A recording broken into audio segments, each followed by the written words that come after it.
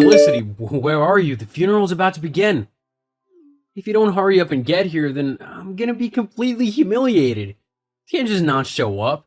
So stop whatever it is that you're doing right now and get to this funeral.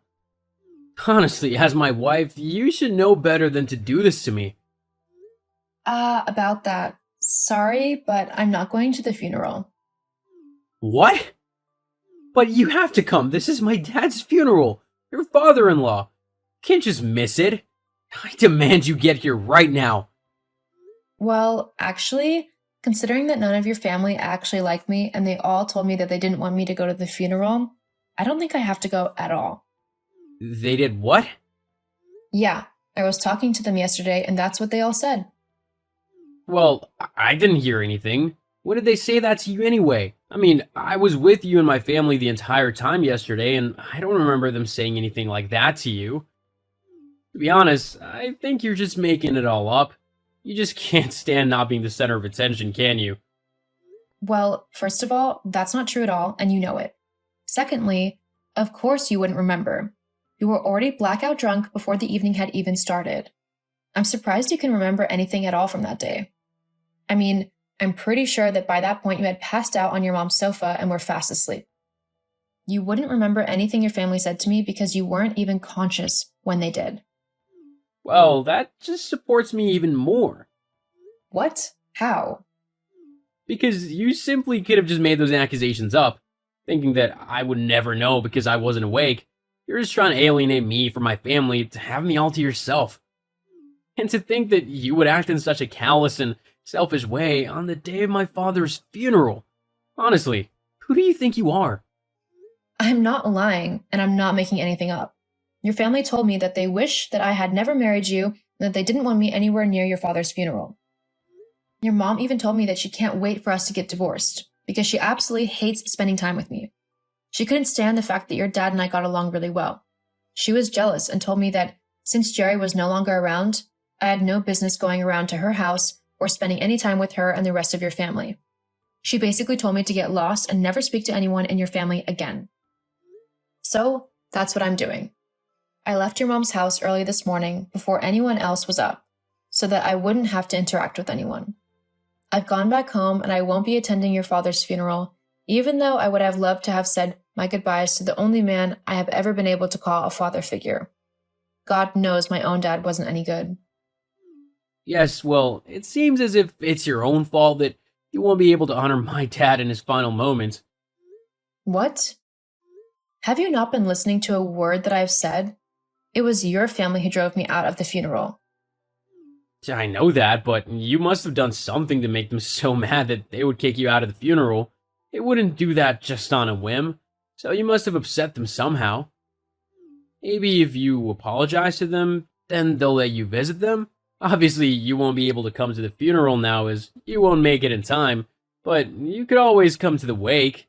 Just bring my brother, my sister, and my mom a gift to say you're sorry. Actually, you should probably grab me something as well, as compensation for making me look stupid to everyone else at the funeral.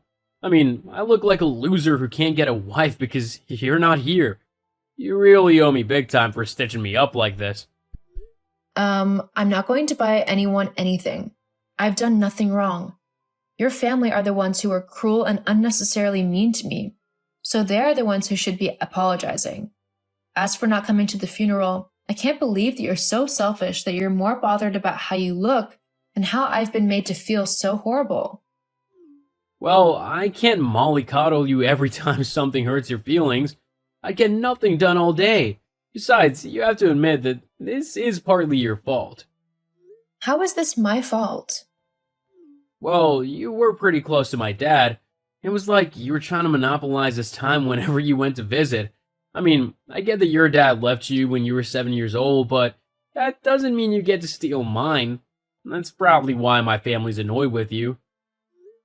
I didn't monopolize anyone's time. No one was bothered about your dad whilst he was alive. Neither you, your siblings, or your mom cared about what he had to say, and you all often complained that he was boring and that he should be quiet because someone else was talking or you were watching the TV. The only reason any of you are bothered about how close I was to your dad is because he's dead. You all feel guilty that you hardly spent any time with him, and you want to blame me for your horrible behavior when he was alive.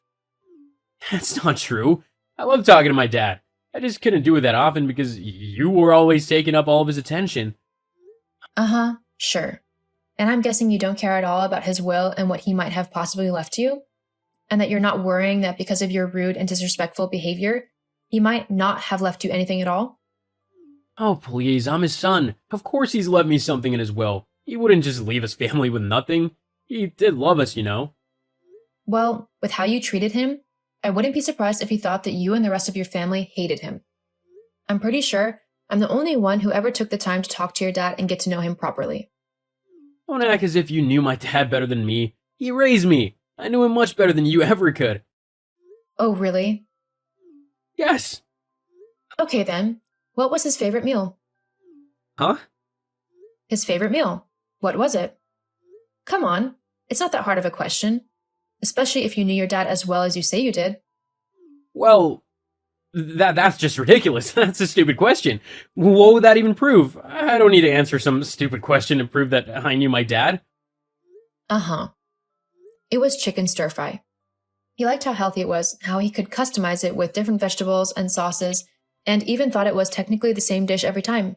It would taste different, making it exciting and fresh each time he had it. You're just making that up. I'm really not. Yes, you are. You know I can't check if what you're saying is true, so you've probably made it all up just to make me look bad. I really haven't. Also, I've just noticed the time. Have you been texting through your dad's funeral? And it's not like anything interesting is happening. I've sung the hymns when I've had to and stuff. Besides, he's not going anywhere, is he? Wow. And you say that you and the rest of your family wanted to spend more time with him. Are you seriously judging me right now? Honestly, for a wife, you really don't tick off all of the good criteria, do you? And what's that supposed to mean? Well, for starters, you're supposed to listen to your husband and do whatever they tell you to, which you clearly don't do. You should also do all the cooking and cleaning. Have we gone back to the 1950s all of a sudden? I mean, honestly, I'm not just someone that you can order around and have follow your every command and whim. We live in the 21st century, in case you haven't noticed. And thankfully, women have fought long and hard enough that they can have their own lives and opinions, and they can do whatever they want, regardless if a man says they should or shouldn't. Ugh, don't go on to me with all that feminist rubbish. I really can't be bothered with it all. Well, like it or not, I'm an independent woman and I won't be ordered around like a maid. Whatever, I'm going now. The funeral is finally over, so I'm gonna go and get drunk with my family at the wake. Don't bother messaging me because I won't answer. In fact, I probably won't be home tonight, or if I am, it will be very early in the morning. So don't bother waiting up for me. Fine, I won't. Great. Now, goodbye. Whilst I'm gone, why not try and make yourself useful and do some housework or something? Uh-huh. Whatever. Ugh, Felicity. Oh, where are you? I need some water and some aspirin. Bring some to me. Oh, Lawson, you're finally awake. With how drunk you were last night, I wasn't sure whether you'd be waking up before the afternoon today. I really don't have time for your annoying sass today. Just bring me my drink and aspirin. I've got a horrible headache. Yes, I thought that you'd be feeling a bit rough today. But sadly for you, I'm not in, so you'll have to grab your own drink and tablets. What? Where are you? You should be here to do as I need you to. I'm out. You're a big boy. You got yourself into that state, so you can get yourself out of it as well. Why are you so heartless? Don't you care that your husband is in pain and needs help? Well, like I said, I can't get you anything because I'm out. You can either get it yourself or you can wait until I get back, though I don't know when that will be. Fine, I'll get it myself. Seriously, Felicity? What? What do you mean, what? You were home all day yesterday and you couldn't even be bothered to do some cleaning? What kind of wife are you that you don't even tidy the house a little bit?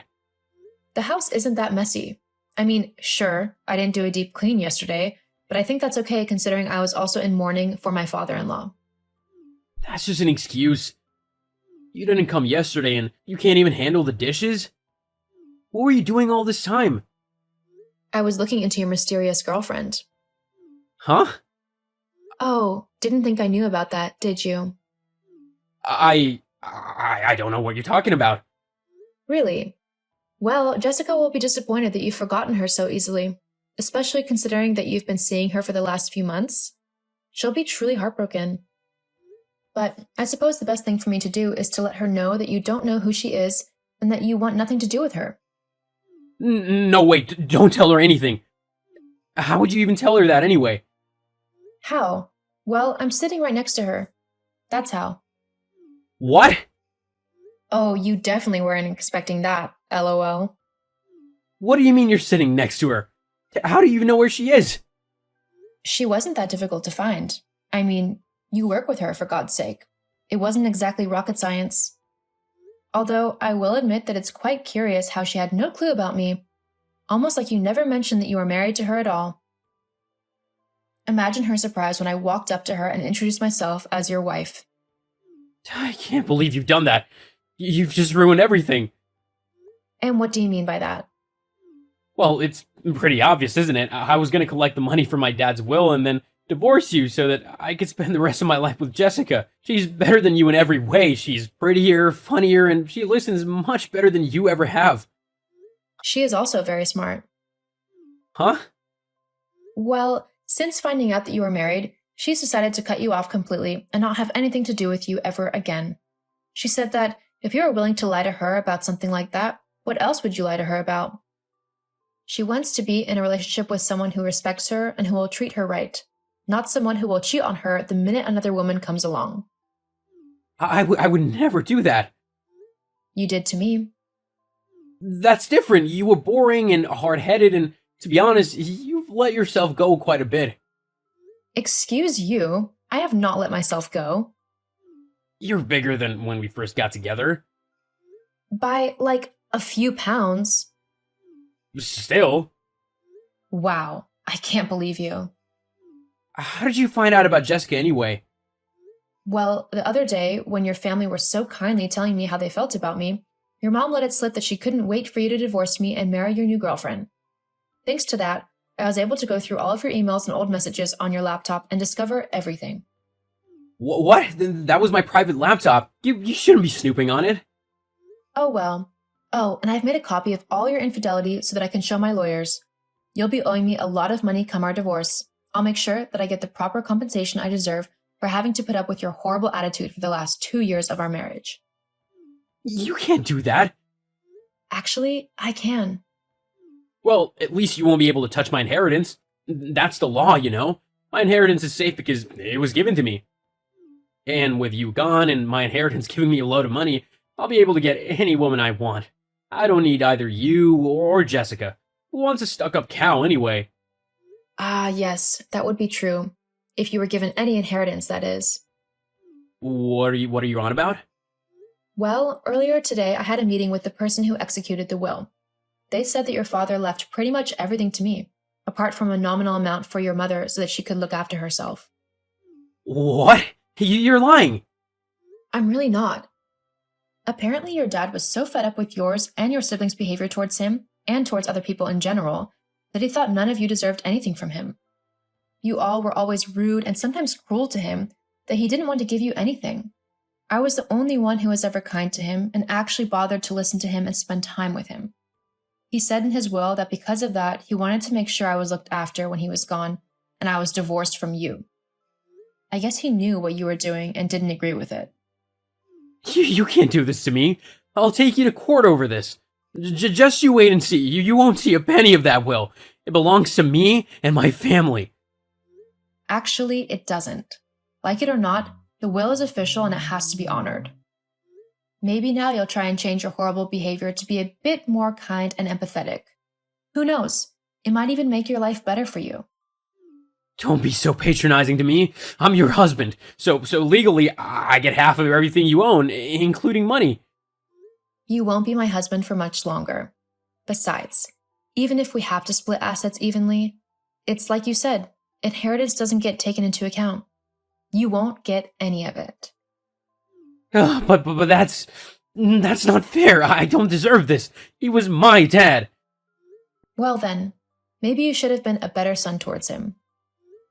Anyway, me and my new friend Jessica are going to go and enjoy a nice little spa day where we can share hilarious stories about you and laugh at how lucky we are to be rid of you. See you for the divorce. Oh, and don't bother trying to message me anymore. I'm blocking you. See ya. No, get back here, Felicity. You can't just go like that. We need to talk this through. We can still make this work. The only reason you want us to work is so you can have access to my money. I'm not stupid, and it's not going to work. I want nothing to do with you anymore. Have a nice life because I know I will. After that, I went ahead with the divorce, and before long, I was finally free of Lawson and his horrible family. Of course, when they all found out that they weren't left even a penny in the will, they were incredibly angry. But there was nothing that they could do, and by that point, I'd already moved to a completely new area to enjoy my newfound freedom. I really miss my father-in-law, but I am forever grateful to him for what he's done for me. I will always remember him for the amazing man he was.